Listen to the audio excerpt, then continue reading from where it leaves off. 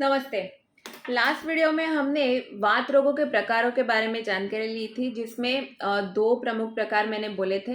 एक तो स्रोतोरोगजन्य आता है, मार्गावरोधजन्य, और दूसरा जो है वो धातुक्षयजन्य, जिसमें स्पेशली डीजनरेशन देखा जाता है। ये दोनों की जो ट्रीटमेंट है एकदम अपोजिट होती है। तो आज हम जानकारी लेंगे जो स्रोतोरोगजन्य है या फिर मार्गावरोधजन्य वात प्रकोप है, उसकी ट्रीटमेंट कैसी की जाती है, क्या फ़र्क होता है।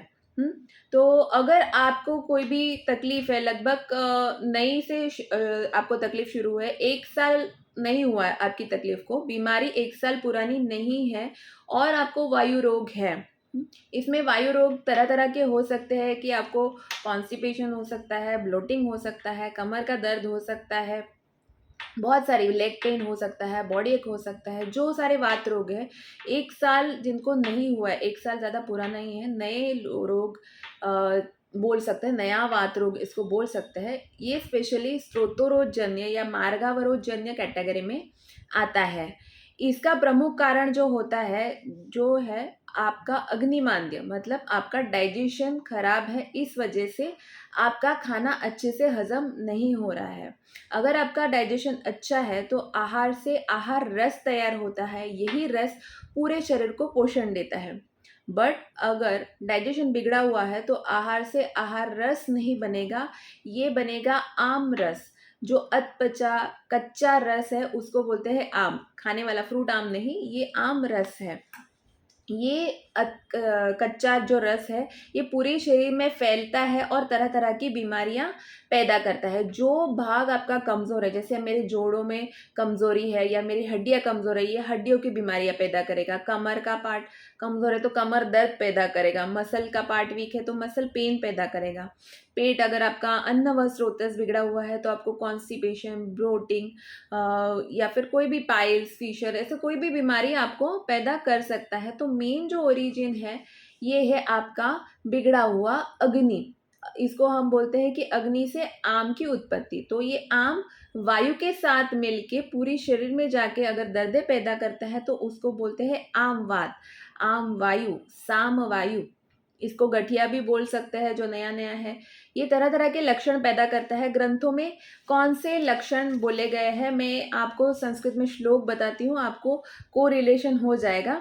वायु सामो विबंध अग्नि साध तंद्रांत्र कूजने ही। विबंध मतलब क्या है, पेट साफ नहीं हो रहा है। अग्नि साथ, भूख कम लग रही है। आंत्र कूजन, आपके पेट में गुड़गुड़ या तरह तरह के आवाज या पेट फूला हुआ आपको लगता है। वेदना शोथ निस्तोदयी, वेदना मतलब आपको दर्दे पैदा होती है।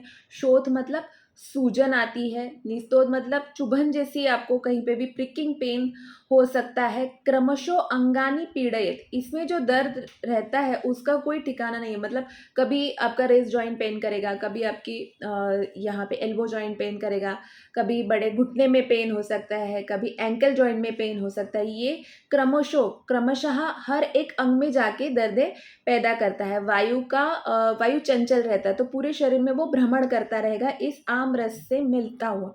हाँ, तो ये पूरे शरीर में ही दर्दें पैदा करता है।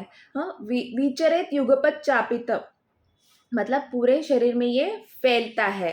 गृह्णाति कुपितो भृशम, इसका प्रकोप हो जाता है। और वो क्या, उसके लक्षण बताए गए। स्नेहाद्य ही वृद्धिम आपनोति, इसमें अगर आपको लग रहा है मेरे दर्द हो रहा है और मैंने मालिश की तो मालिश से आपका दर्द बढ़ जाएगा, तेल से आपका दर्द बढ़ जाएगा। और ये दर्द कब कब बढ़ता है, सूर्य मेघोदयो निशि, मतलब जब सूर्य उगता है, मॉर्निंग स्टिफनेस, रात को सोएंगे और सुबह उठ के आपको एकदम जकड़ाहट महसूस होती है, बदन जकड़ गया, अकड़ गया, आप उठ नहीं पा रहे हो।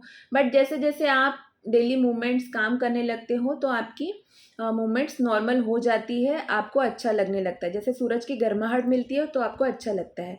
मेघोदय मतलब बादल आते हैं बारिश में, ये लोगों को स्पेशली बारिश में तकलीफ होती है या सूरज नहीं दिखता है उस दिन इनके दर्द बढ़ जाते हैं। निशी मतलब रात को, रात में भी ठंडक की वजह से दर्द बढ़ जाता है। तो ये सारे जो लक्षण है ये साम वायु के हैं या फिर मार्गावरोधजन्य, जिसमें डाइजेशन बिल्कुल भी अच्छा नहीं है। तो तो हमें वायु को कम करने के ज़्यादा आपकी डाइजेशन के ऊपर ध्यान देना पड़ेगा।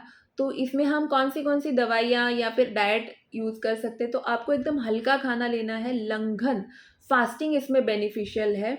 आपके ऐसा नहीं कि पूरा दिन आप खाली पेट रहो, कमज़ोरी आ सकती है, बट आप 3 बार या 4 बार खा रहे हो तो एक कोई मील आप स्किप कर सकते हो। और जो भी खाना खा रहे हो वो हल्का होना चाहिए, जैसे दाल चावल है, दाल खिचड़ी है, मूंग दाल है, चावल की राब है, तरह तरह के वेजिटेबल सूप है। अगर आप नॉनवेज खा रहे हो तो नॉनवेज कोई भी आप सूप ले सकते हो। गर्म पानी ले सकते हो। गर्म पानी उबाला हुआ, मतलब अगर आपने जो भी 2 से 3 लीटर पानी आपको चाहिए उबाला और उसका आधा तक आपने रिड्यूस किया, तो ये उष्णोदक इसको बोलते हैं, ये आप ले सकते हैं। इसमें कोई भी हर्ब डाल के, जैसे अजवाइन है, सौंठ का पाउडर है, धनिया, जीरा, कोई भी एक डाल के आप इसको उबाल के मेडिकेटेड वाटर, ये हज़म होने में हल्का हो जाएगा, इसका सेवन आप कर सकते हो। ये हो गया डाइट के बारे में। आप मालिश अगर करनी है तो तेल से नहीं करनी है। जहाँ पे जोड़ों पे सूजन या कमर में दर्द, कहीं पे भी आपको दर्दें हो रही है, तो इसमें वृक्ष स्वेद बोला गया है। जैसे वालुका, जो रेत मिलती है वो गर्म करके उसकी पोटली बना के, या फिर सॉल्ट, हाँ, जो नमक रहता है वो गर्म करके उसकी पोटली बना के, जहाँ जहाँ पे आपको सूजन है, दर्द है, वहाँ पे आप स्वेदन कर सकते हो, फोमेंटेशन कर सकते हो, तो भी आपका स्वेलिंग कम हो जाएगा। इसमें अगर आप नॉर्मल तिल तेल है, नारायण तेल है, इसका यूज़ करोगे तो आपका दर्द बढ़ सकता है। तो हमें इसमें ड्राई हीट देनी है। तेल अगर यूज़ भी करना है तो जो स्पेशली आमवाद के लिए बताए गए हैं, जिसमें महाविषगर्भ, बृहद संध्यवाद्य या संध्यवाद्य तेल करके आते हैं, ये मेडिकेटेड ऑयल है। ये हम थोड़ी सी क्वांटिटी में, थोड़ा अगर आपके लक्षण कम हो जाता है तो बाद में हम इस्तेमाल कर सकते हैं। पंचकर्म में बस्ती नाम की जो ट्रीटमेंट बताई गई है वो हम इसमें कर सकते हैं। इसमें वैतरण या काढ़े की बस्ती, निरोह बस्ती, जिसमें त्रिफला, दशमूल, ऐसे सारे जो हर्ब्स हैं, इनके काढ़े बना के इसका बस्ती दिया जाता है, ताकि आपका पेट अच्छे से साफ हो, वहाँ पे डिटॉक्स हो और फिर धीरे धीरे आपका अग्नि बढ़े। तो निरोह बस्ती, काढ़े का बस्ती इसमें दिया जाता है। इसमें तेल का बस्ती ज़्यादा प्रेफर नहीं करते हैं, क्योंकि स्नेहन से आपके लक्षण, जनरली वायु रोगों में हम क्या बोलते हैं, ऑयलिंग करो, जितना हो सके ऑयलिंग करो, बट ऑयलिंग से आपके सारे लक्षण बढ़ जाएंगे, तो हमें तेल का बस्ती नहीं देना है। काढ़े का बस्ती इसमें देते हैं। स्टीम वृक्ष स्वेद देते हैं, या फिर आप नाड़ी स्वेद जब ले रहे हैं तो उसमें जो पानी है उसमें निर्गुड़े के पत्ते हैं, या फिर एरंड के पत्ते हैं, दशमूल काढ़ा है, इसका आप स्वेदन ले सकते हैं। पत्र पोटली, जो एरंडे के पत्ते हैं, निर्गुड़ के पत्ते हैं, या फिर और भी सारे जो पत्ते आते हैं जो वात शामक बोले गए हैं, करंजे है, नीम है, वो उनके जो पत्ते जो है वो कैस्टर ऑयल या फिर सरसों के तेल में रोस्ट करके उसकी पोटली बना के उसका सेक हम करते हैं। इसको पत्र पोटली स्वेदन बोलते हैं। ये भी आम वात में या सामवायु में किया जाता है। तो सारे ही कंडीशंस जो मेडिसिन या पंचकर्म जो है वो आपके डाइजेशन के ऊपर फोकस है। जो आम बना है उसका पाचन करना, और पाचन करने के बाद जैसे जैसे शरीर में हल्कापन आ जाएगा, गौरव कम हो जाएगा, तो आपके सारे लक्षण जो वात रोगों के हैं वो कम हो जाएंगे। तो ये अपोजिट ट्रीटमेंट है। इसमें आपको ऑयलिंग नहीं करना है, रुक्ष स्वेद है, एकदम लंघन करना है। बोलते लंघन से वायु बढ़ जाता है, बट इसमें आपको लंघन करना है क्योंकि आपको अग्नि बढ़ाना है। तो ये सारे ट्रीटमेंट स्त्रोतोरोजन्य या मार्गावरोजन्य वात प्रकोप में की जाती है। ये बीमारी जो भी आपके वायु के लक्षण है 1 से 2 महीने में आपको हुए हैं, या आपकी जो बीमारी है 1 साल पुरानी नहीं है, तो इसमें ये सारी ट्रीटमेंट की जाती है। टैबलेट्स में सिंहनाथ गुग्गुलू है, योगराज गुग्गुले है, कैस्टर ऑयल है।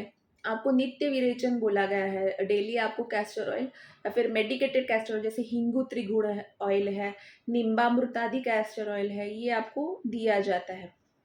तो ये एक स्रोतोरोजन्य व्याधि है। इसमें ट्रीटमेंट कैसी अलग है ये मैंने एक्सप्लेन किया। अगले वीडियो में जब आपका जो व्याधि है, ये ही व्याधि 1 साल से ज़्यादा पुराना हो जाता है, जीर्ण हो जाता है, तो वो एक धातु क्षयजन्य वात व्याधि में कन्वर्ट हो जाता है। या फिर शरीर में ऐसी काफ़ी सारी कंडीशन है जिससे धातु क्षय होता है, उसकी वजह से भी वात प्रकोप हो सकता है, और उसमें ट्रीटमेंट टोटली अपोजिट होती है। कैसे होती है वो हम अगले वीडियो में देखते हैं। अगर ये वीडियो पसंद आया है तो लाइक शेयर और फॉलो कीजिए, सब्सक्राइब कीजिए चैनल को। नमस्ते।